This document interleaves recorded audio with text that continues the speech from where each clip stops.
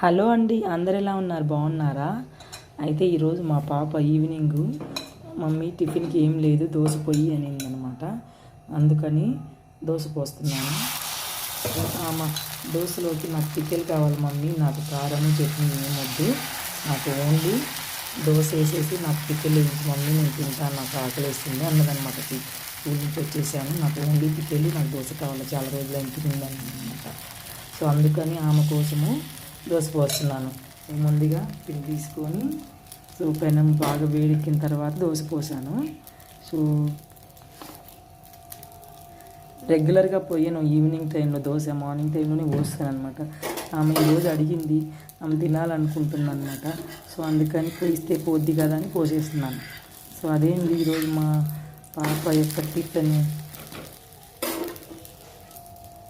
ఇలా దోశలోకి పిక్కలు వేసి పెట్టాను అనమాట.